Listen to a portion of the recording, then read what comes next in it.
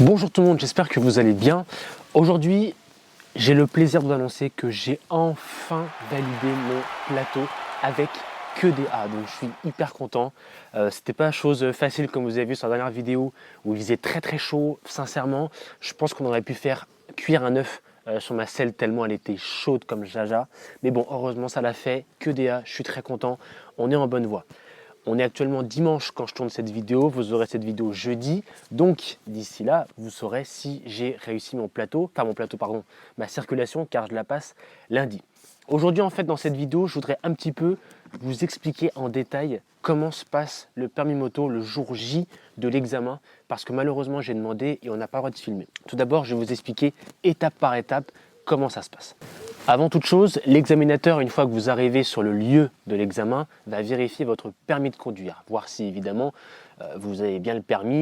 Puis elle passe sur l'examination du matériel, donc elle va vérifier vos gants. Il faut que vos gants soient certifiés normes européennes avec la petite étiquette qui est à l'intérieur. Petit conseil, lorsque vous achetez des gants de moto, ne coupez jamais l'étiquette qui a la certification européenne, car c'est celle-là qui fait foi en cas de contrôle de police. Elle va également évidemment vérifier votre casque, qu'il soit bien homologué, avec également la petite étiquette souvent au niveau de la sangle jugulaire où il y a le petit E avec un chiffre qui est indiqué. Et enfin, elle va vérifier votre veste et si vous avez bien des chaussures montantes et adéquates pour passer le permis moto. Ce qui est assez sympa le jour de l'examen, en tout cas c'était mon cas, c'est que l'examinateur rappelle toujours avant chaque épreuve comment celle-ci va se dérouler. Par exemple pour la poussette, elle va vous dire il faut que vous poussiez la moto d'un point A à un point B et que vous fassiez un aller puis un retour. Pour le lent, il faudra faire telle épreuve, tel parcours en minimum 20 secondes. Ça, vous connaissez grâce à mes petites vidéos. Alors, ce qu'il faut savoir aussi, c'est comme vous avez pu le voir, lors des entraînements au plateau, il y a deux côtés. Soit le côté gauche, le côté 1, soit le côté droite, le côté 2. Et le jour de l'examen, un des candidats, au hasard, va choisir en fait, au hasard, entre le numéro 1 ou le numéro 2. Ce numéro va déterminer pour toute la suite du plateau de quel côté va avoir lieu, que ce soit pour le lent, le freinage d'urgence ou l'évitement ou la poussette. Eh bien, en fonction du numéro qui sera tiré par le candidat au hasard, cela va déterminer si vous ferez toute l'épreuve du côté gauche ou du côté droit. Donc comme vous le savez, on a tous un côté où on est plus fort que l'autre et parfois ça peut être sans conséquence ou parfois ça peut l'être. La première épreuve consiste à faire la poussette. Donc la poussette, tout simplement, il s'agit de pousser la moto entre deux plots d'un point A à un point B et ensuite de faire le retour. Jusque-là, rien de bien compliqué. Après cette épreuve de la poussette, l'examinateur va vous demander de faire quelques vérifications moto. Pour cela, vous avez une feuille recto verso. Et en fait, ces vérifications moto sont réparties en deux catégories. Donc une page avant, une page arrière.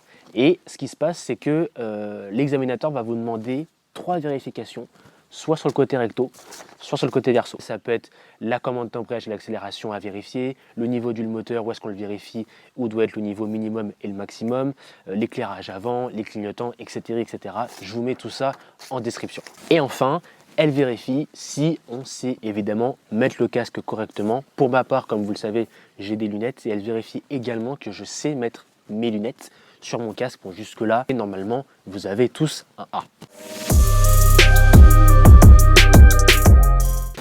Deuxième étape, on passe sur l'épreuve du lent.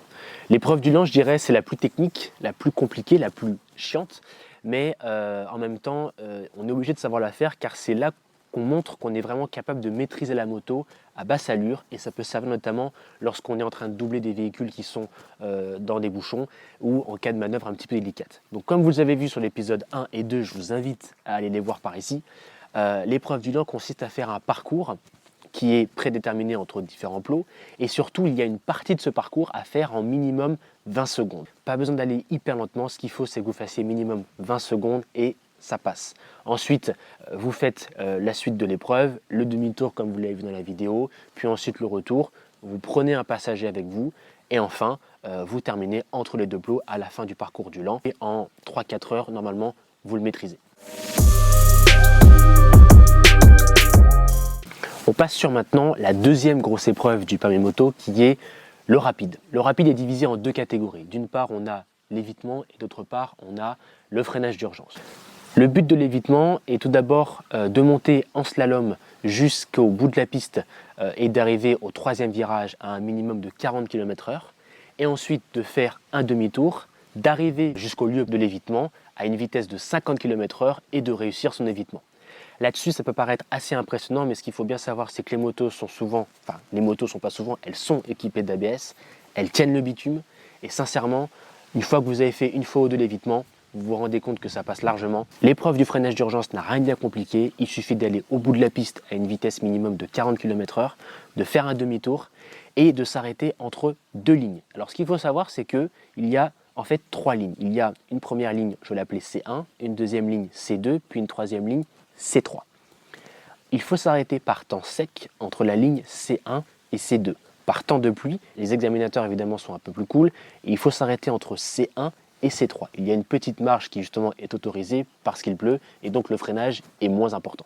Dans le cadre de ce freinage d'urgence, il y a 2-3 points à savoir, notamment lorsqu'on pratique le freinage d'urgence, il faut bien avoir les bras tendus pour ne pas justement subir le freinage, mais être complètement maître du véhicule. Donc du coup, vous êtes comme ça, comme un i, vous avez l'air un peu con, mais au moins ça passe. Et enfin, dernier conseil pour freiner d'urgence, il faut souvent répartir le freinage à la fois à l'avant et à l'arrière. Il ne faut pas que freiner de l'avant, ni que de l'arrière. Et heureusement, je vous le garantis qu'à l'ABS, parce que sinon, ça part dans les fourrés. Pour cela, il faut donc avoir une bonne répartition du freinage. 70% du freinage se fait à l'avant, 30% du freinage se fait à l'arrière. Le freinage de l'arrière permet justement d'asseoir la moto et donc de rester bien droit et de rester en continuité et de ne pas partir en sucette. Une fois toutes ces épreuves terminées, on passe sur les fiches. Ah, les fiches. Que dire sur ces fiches?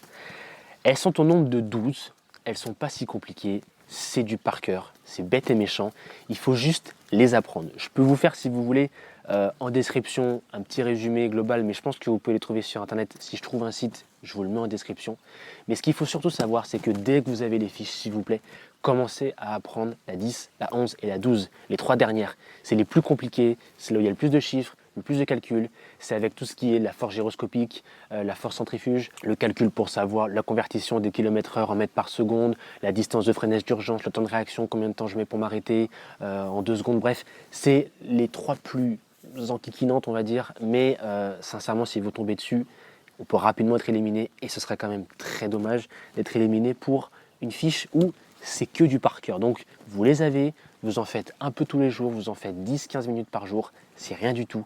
Mais à force de rabâcher, rabâcher et rabâcher, à la fin vous les connaissez par cœur et après vous impressionnez l'examinateur. En fin de compte, le plateau pour l'examen du permis moto n'est pas si compliqué que ça. Sincèrement, vous avez 8 heures dessus, c'est pas si compliqué, vous le faites. Surtout, n'éloignez pas trop vos heures d'entraînement car justement le plateau c'est là qu'on apprend vraiment à maîtriser complètement la moto. Après la circulation, vous pouvez un peu plus étaler, déjà c'est par tranche de 2 heures souvent, et ensuite si vous avez déjà le permis de voiture comme moi ou si vous avez déjà fait de la 50 avant, vous connaissez un petit peu le b.a.-ba de la route, vous connaissez les stops, les signes de passage, les priorités à droite, les ronds-points, comment est-ce qu'on les prend, tout ça vous connaissez. Donc sincèrement, le plateau c'est un truc un peu chiant à passer, mais en vrai ça le fait, surtout quand on a un moniteur aussi cool que le mien.